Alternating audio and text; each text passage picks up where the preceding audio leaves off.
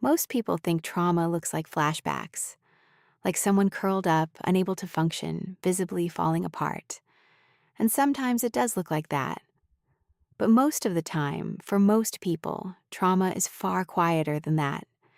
It hides inside habits you think are just personality, inside reactions you've convinced yourself are normal, inside patterns you've been repeating for so long you don't even question them anymore.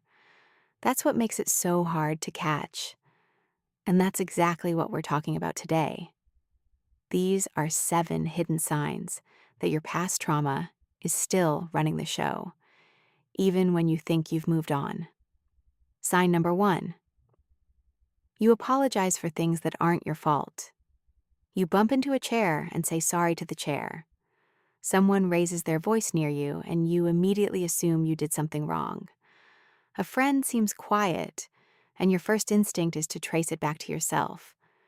What did I do? What did I say? How did I cause this? This pattern has a name. It's called fawning, and it's one of the 4 trauma responses identified alongside fight, flight, and freeze.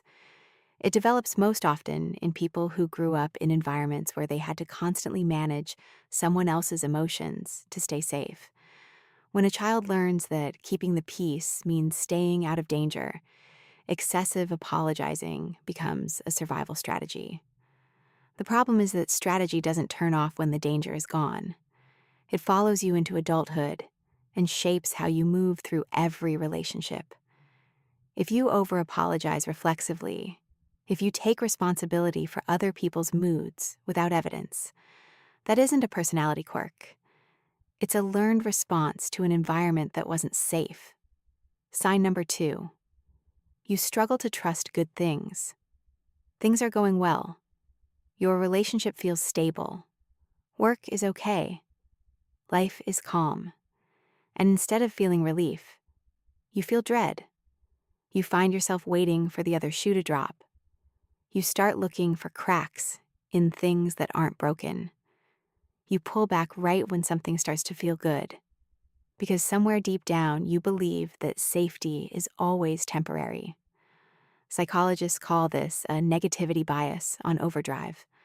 But in trauma survivors, it goes beyond the brain's normal tendency to scan for threat. It becomes what researcher Peter Levine describes as a nervous system stuck in survival mode.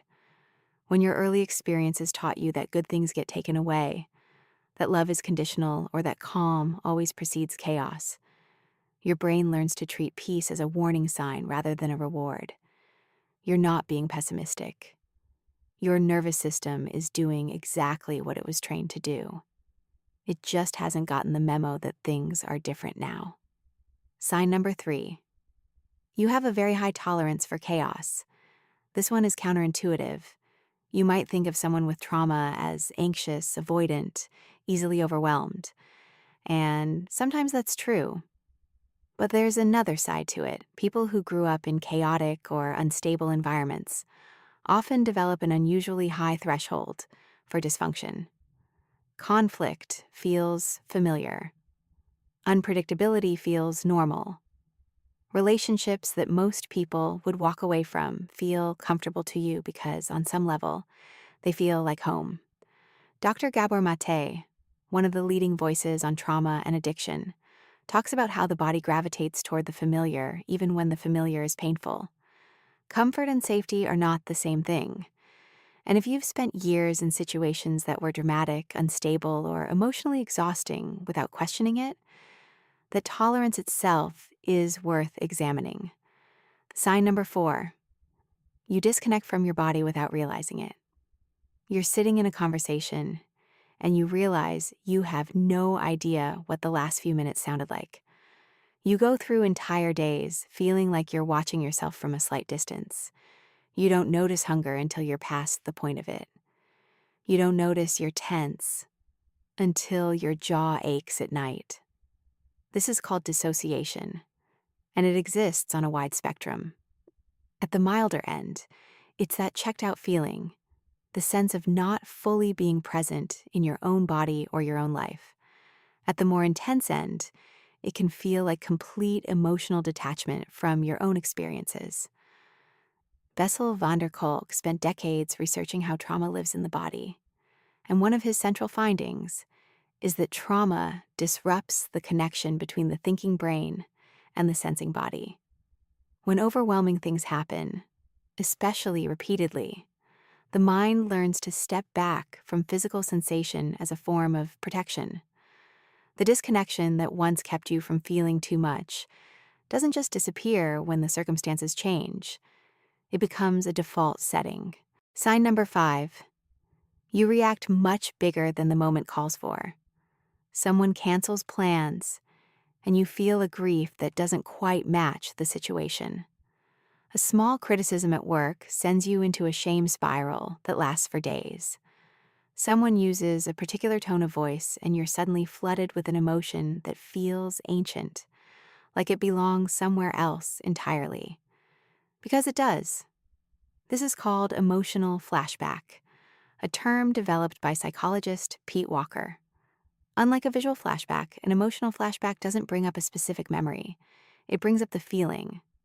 The intensity of what you felt in a past moment gets triggered by something in the present, and your nervous system responds to the current situation as though it carries the full weight of everything that came before it. The reaction isn't crazy. It isn't dramatic. It's your unhealed past speaking through your present moment. And learning to recognize it as that, rather than evidence that something is wrong with you, is one of the most important shifts you can make. Sign number 6. You find it almost impossible to ask for help. You run yourself into the ground before you'll admit you need something. You'll figure it out alone. You'll handle it. You've always handled it. Asking for help feels uncomfortable in a way that goes beyond pride. It feels unsafe. Like it will cost you something. Like the person you ask will use it against you, or disappear, or make you feel small for needing them. This pattern is almost always rooted in relational trauma, experiences where the people who were supposed to be safe weren't, where reaching out was met with rejection, shame, or being used as a source of weakness. When help-seeking gets associated with pain often enough, the mind stops offering it as an option. Independence is a strength, but compulsive self-reliance, the kind that won't let anyone in no matter what, is often just a very old wound wearing very practical clothing. Sign number 7. You feel responsible for managing other people's emotions, not just apologizing for them, like we talked about earlier, but actively, constantly monitoring the emotional temperature of every room you walk into, adjusting your behavior based on someone else's mood before they've said a single word, feeling like it's your job to make sure everyone around you is okay, and feeling like a failure when they're not. This is called hypervigilance, and it's one of the most exhausting legacies of trauma. It develops in environments where someone's anger, sadness, or instability had real consequences for you. Reading the room wasn't just a social skill, it was a survival tool. And so your nervous system became exquisitely tuned to the emotional states of others, always scanning, always adjusting, always making yourself smaller or bigger or quieter, depending on what the moment seemed to demand. Living that way is exhausting. And the first step to putting it down is recognizing that you've been carrying it at all. Here's what I want you to take away from this. Trauma doesn't always announce itself. It doesn't always look like suffering.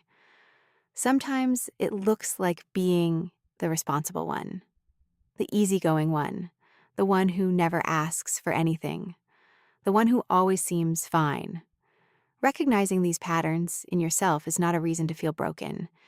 It is actually the opposite. It means you're starting to see clearly, and you cannot heal what you cannot see.